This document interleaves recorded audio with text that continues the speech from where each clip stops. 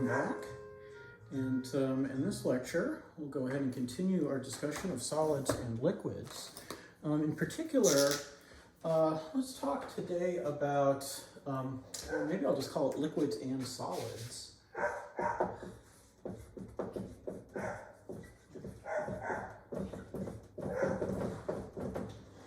So we'll look at both the liquid state and the solid state.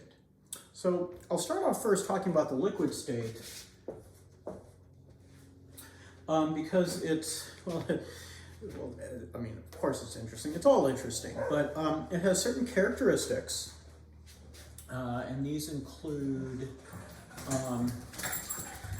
low compressibility. A dog just ran through here because I believe our mail is being delivered.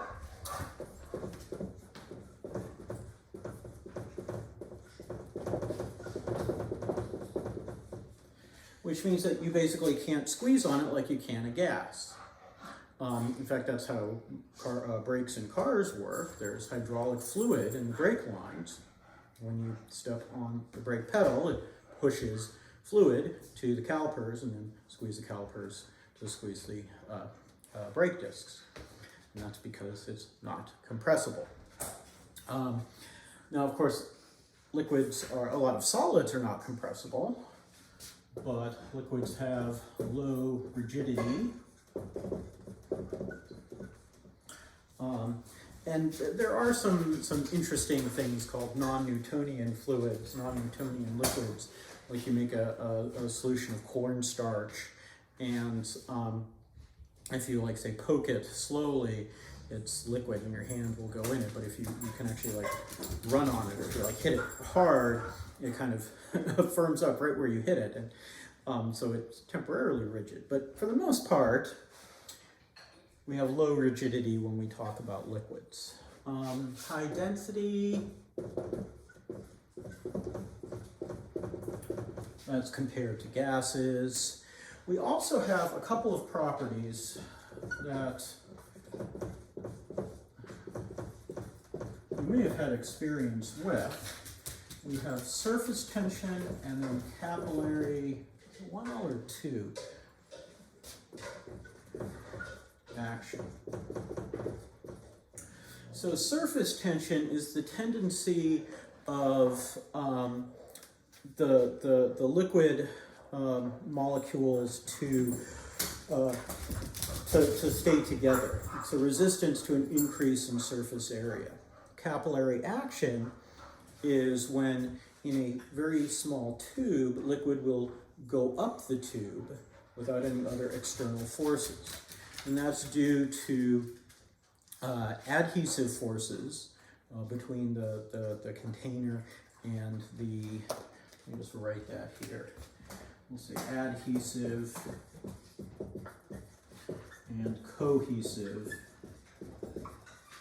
forces. Say do two. And so the adhesive forces are between the liquid and the sides of the container. The cohesive forces are between molecules of the liquid. So there's going to be an attraction between water and glass. Glass is silicon dioxide, and it does have some polarity to it on the surface, and so water will be drawn a little bit up the surface. Well, the rest of the water will try to go with it. And so if your tube is small enough, you can actually get the water being drawn up quite a ways due to capillary action.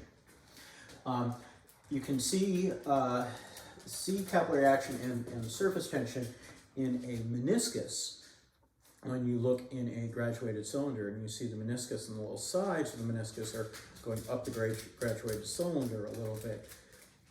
And again, that's capillary action and the cohesive and adhesive forces involved. If you actually looked at a mercury barometer, glass tube with mercury in it, you get a inverse, whatever, an upside down meniscus, because there's actually a repulsive force between, so it's not an adhesive force, it's a repulsive force between the mercury atoms and, and the sides of the container. And then the last property that I want to mention is viscosity.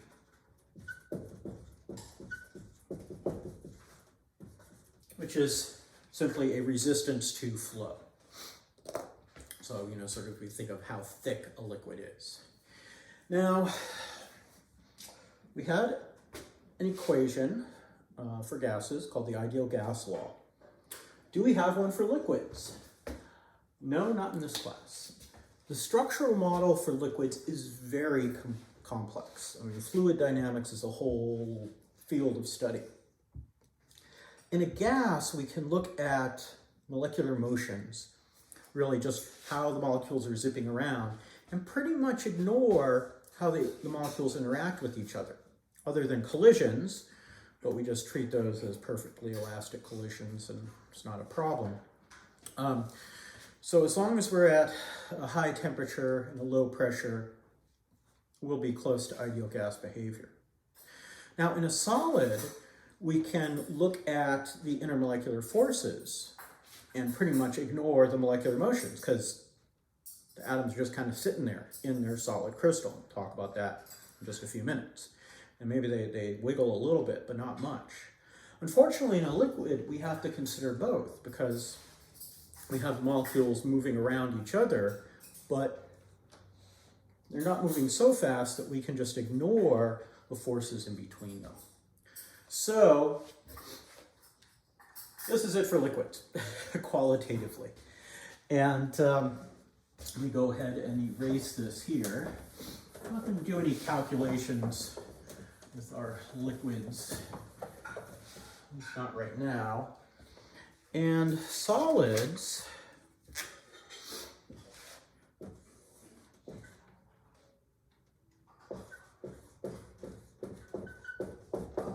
we really kind of have two general types of solids. We have crystalline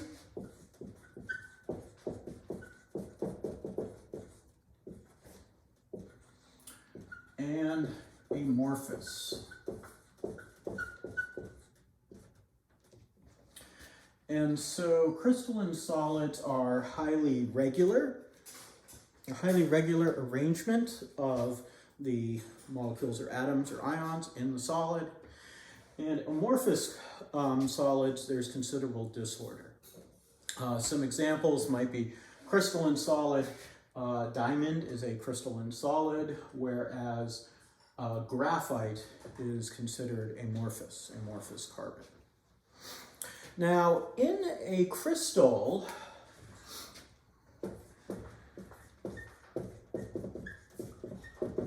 we have a repeating arrangement of our particles or our components.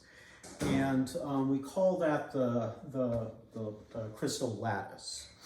So lattice is positions of components. So whether they're ions like sodium chloride, molecules like sucrose, so atoms like sodium and chloride, molecules like sucrose, ions like sodium and chloride, molecules like sucrose, atoms like iron. We will have these components, our atoms, molecules, ions, at positions that we refer to as the lattice. And then the unit cell is our repeating, so we'll just say smallest repeating unit.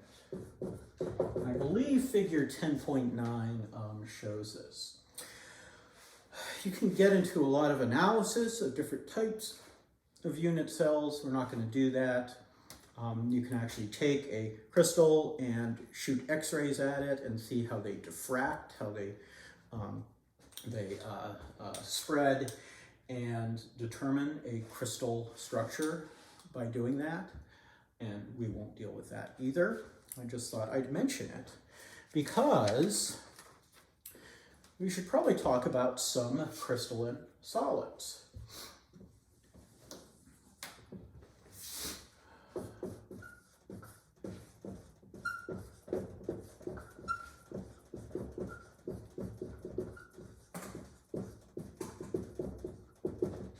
Okay, so one type is ionic solids, in which case we have ions at the lattice points. And an example of that would be NaCl, sodium chloride. We could also have molecular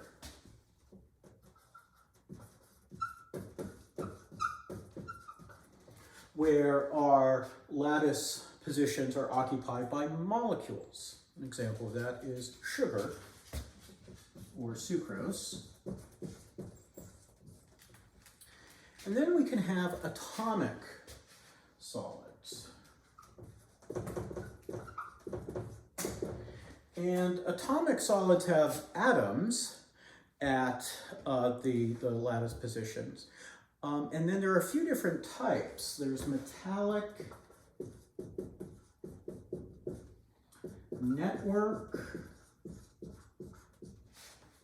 and then actually those are kind of the two main types. Group 8A has its own thing. But of course, metallic would be various metals. So we'll say, iron.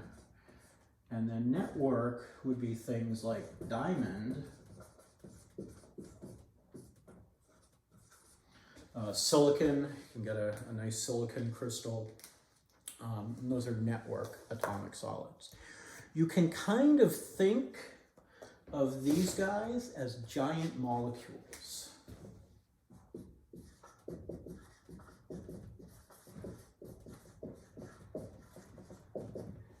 Okay, our network atomic solids are basically giant molecules. So ionic crystals have the attraction between the oppositely charged ions. That's what holds things in that solid crystal structure. Molecular solids have molecules that have polar interactions, dipole-dipole interactions, that hold together the structure of those crystals. These atomic solids are a little bit different. Metallic solids have atoms of a metal that are, here's one metallic solid. So there are my metallic solids that are just kind of packed in, and then some of the electrons are sort of basically a sea of electrons. And that results in these metals being able to conduct electricity. So if you put an electric charge on one end of, say, a copper wire, well, it's going to push on the electron sea, if you will, and push some electrons out the other end. It also results in some metals being ductile. That is, you can bend them. So, obviously you can make a wire out of something, you can bend it. I mean, even something like iron, if you heat it up enough, it will melt and you can hammer it. Network atomic solids, it's a lot harder to do that with. They tend to be brittle. They tend to not be conductors. So something like diamond is a very good insulator. And it's brittle, it's actually really hard, so you can't scratch it, but if you give it a sharp force in a small area, you can actually get it to split. Let's see.